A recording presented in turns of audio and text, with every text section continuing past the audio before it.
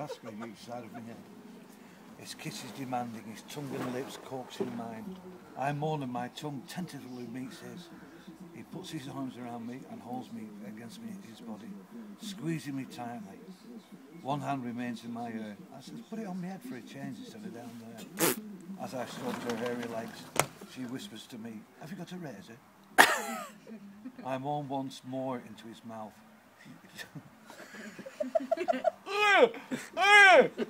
I didn't realise she was deaf and dumb. I can hardly contain the riotous feelings. Or are they my hormones that rampage through my body? I want him so badly. Gripping his upper arms, I feel his biceps. He's surprisingly strong. Muscular, tentatively, I move my arm up and down his face and into his hair. Holy Moses, so soft and unruly. I tug gently at his groans. I've never been hold of a groan before. This is the first time I've actually gently stroked a groan. He eases me towards the bed by throwing me with my feet and my nipple until I feel it behind my knees. Strange place for a nipple, I realise this. I think he's going to push me down onto it. How can he push me down onto my own nipple, I wonder? Releasing me, he suddenly drops to his knees.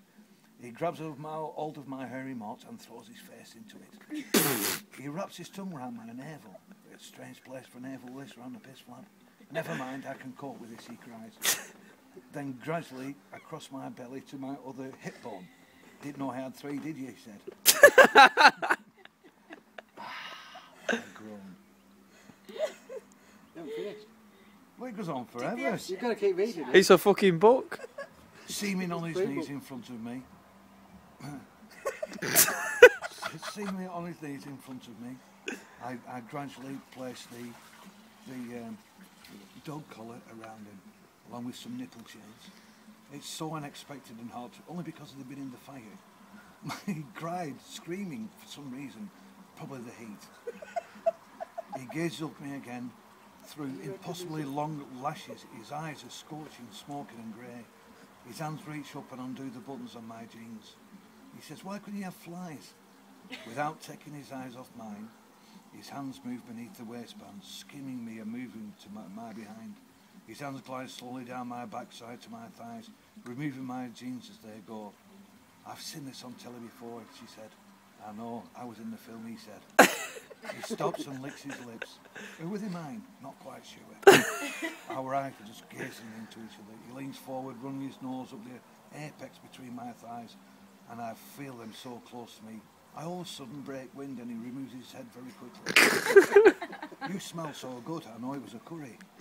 Sweet one, a korma. He murmurs and closes his eyes. A look of pure pleasure is on his face as he licks the curry off it. He reaches up and tugs the duvet off the bed, then pushes me gently so I fall onto the mattress. Still kneeling, he grasps my foot and undoes my converse. Converse trainers.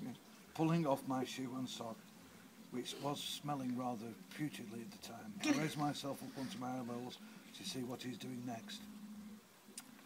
Why have you gone to the toilet at this moment in time? He says, I want a dump. This is what curries do to you after a short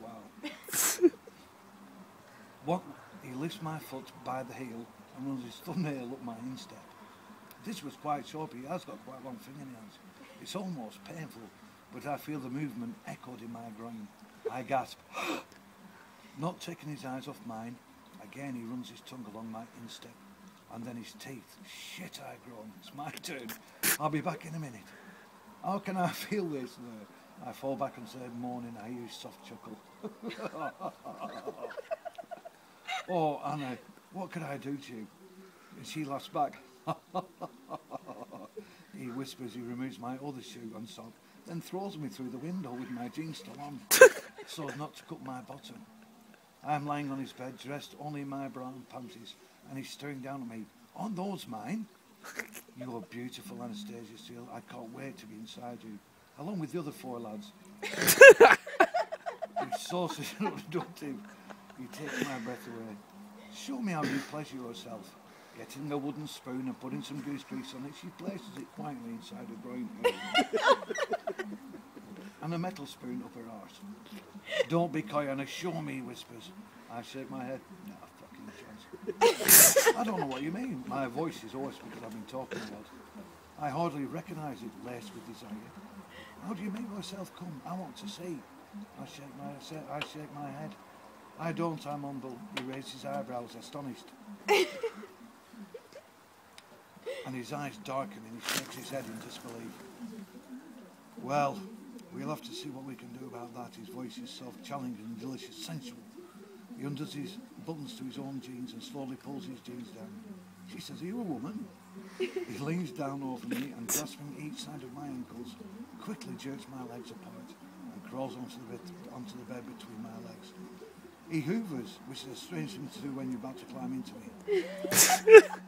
"Keep still," he murmurs, and then he leans down and kisses the inside of my thigh, trailing kisses up over the thin, lacy material of my panties, kissing me. Oh, I can't keep still. How can I not move? I wriggle beneath him. We're going to have to work on keeping you still, baby. He trails kisses up my belly and his tongue dips into my navel, which is full of cum from the last blow. Still he's heading north, kissing me across my torso. My skin is burning, only because I'm on fire. I'm flushed, too hot, too cold. I'm clawing at the sheet beneath me. He lies me down beside him and said, "How was that?" Hey. 50